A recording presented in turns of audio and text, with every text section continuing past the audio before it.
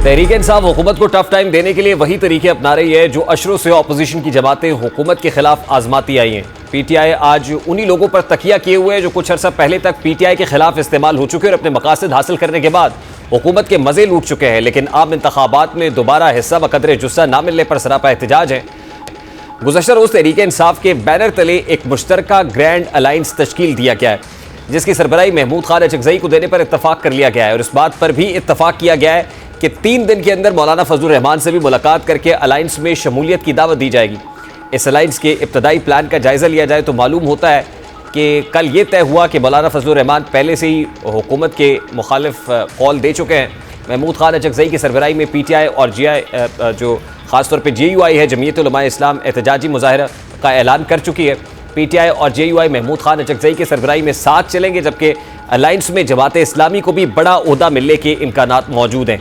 इस मुश्तरका ग्रैंड इजलास में बुनियादी तौर पर 5 जमातों ने शिरकत की, जिसमें जमात इस्लामी से लियाकत बलोच थे, पख्तूनख्वा अवामी पार्टी के महमूद खान अचकज़ई थे, बलोचिस्तान नेशनल पार्टी के अख्तर जान मैंगल थे, तहरीक इंसाफ के चेयरमैन बैरिस्टर गौहर अली खान, मजलिस वादतुल मुस्लिमीन के सरबराह अल्लामा राजा नासिर अब्बास भी शरीक हुए। इस इजलास के बाद एक एलामिया जारी किया गया जिसमें 13 नुकात पर मुश्तमिल एजेंडा पेश किया गया। इस एलामिया को पढ़कर और कल इजलास की वीडियोस देखकर ऐसा तासुर मिला कि ये मुश्तरका ग्रैंड अलायंस नहीं बल्कि पीडीएम की कोई कॉपी है।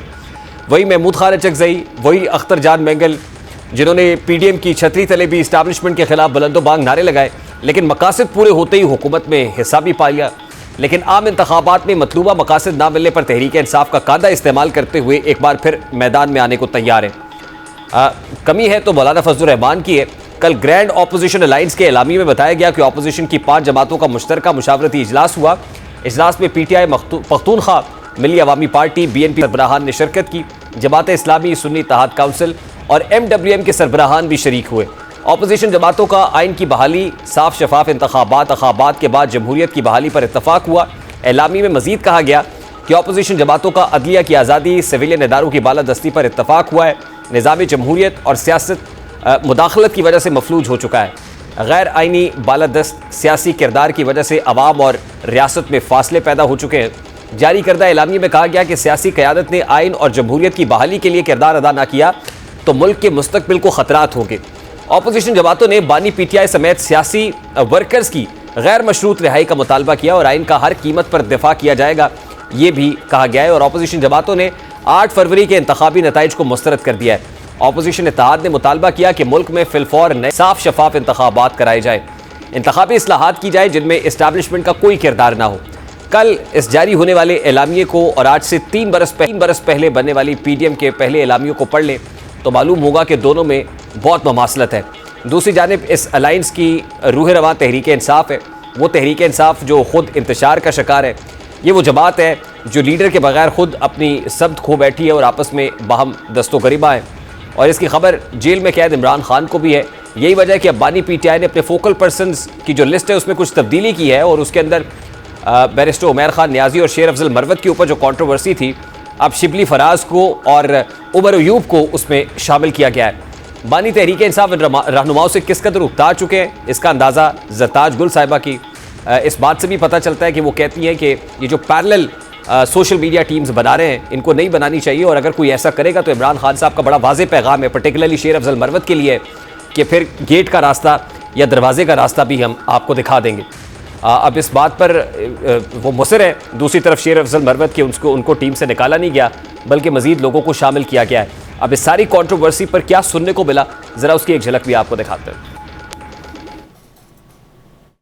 नहीं, वो हमने एडिशनल लोग बढ़ाए हैं, उनको निकाला तो नहीं है किसी को। नहीं सर, सर वो सारी जो खबरें आती हैं ना, पहले से किस्सा आ जाए तो वो सारी इतनी फैल चुकी होती है। मेरे पास भी वो खबर आई है, मैंने उसकी तस्दीक भी की है। नहीं कोई ऐसी मीटिंग में कोई लड़ाई भी हुई है शेर अफजल मरवत और कभी लड़ाई नहीं हुई। और ये फोकल पर्सन का ये शोशा जो छोड़ा है, फोकल पर्सन खान ने 3 पहले मुकर्रर किए और 3 आज नहीं किए, तो 6 लोग हो गए। अब 3 नए करने के बाद खबर को ये रंग दे रहा है कि जी फलां और फलां को निकाल दिए, जो झूठ है। तहरीक इंसाफ जिस हुकूमत के खिलाफ मुश्किलात पैदा करना चाह रही है वो हुकूमती इत्तेहाद दिन ब दिन मजबूत होता जा रहा है। ताज़ा तरीन असम्बली पोजीशन के मुताबिक हुक्मरान इत्तेहाद को कौमी असम्बली में 2 तिहाई अक्सरियत हासिल हो गई है। मुस्लिम लीग नून के अरकान की तादाद 122 है। पीपल्स पार्टी के अरकान की तादाद 70 हो गई है। MKM की 22, जबकि मुस्लिम लीग काफ की तादाद 5 है। हुक्मरान इत्तेहाद के अरकान की मजमूई तादाद 226 हो गई है। तहरीक इंसाफ या फिर सुन्नी इत्तेहाद काउंसिल का कौमी असम्बली में वजूद खत्म। तहरीक इंसाफ के हिमायत याफ्ता अरकान को आज़ाद दर्ज कर दिया गया और अपोजिशन अरकान की मजमूई तादाद 102 है। तहरीक इंसाफ के हिमायत याफ्ता आज़ाद अरकान की तादाद 88 है। JUI फे के अरकान की तादाद 11 है। BNP मजलिस वहदतुल मुस्लिमीन और पख्तूनख्वा अवामी पार्टी का एक रुकन है। 336 के ऐवान में इस वक्त कौमी असम्बली के मजमूई अरकान की तादाद 328 है। ये पार्टी पोजीशन है इस वक्त कौमी असम्बली के अंदर। एक तरफ ग्रैंड ऑपोजिशन का ग्रैंड अलायंस बन रहा है, दूसरी तरफ हुकूमत ये क्लेम करती है कि उसके पास 2/3 मेजॉरिटी आ गई है, जिससे वो किसी भी किस्म की तरमीम कर सकता है। अभी एक ब्रेक लेंगे और ब्रेक के बाद जब वापस आएंगे तो ये जो साइफर के समात आज भी इस्लामाबाद हाई कोर्ट में हुई और बैरिस्टर सलमान सफदर ने अपने दलाइल मुकम्मल किए हैं, ये साइफर है या सफ़ेद कव्वा, इस पर बात करेंगे। इस ब्रेक के बाद हमारे साथ रहेंगे।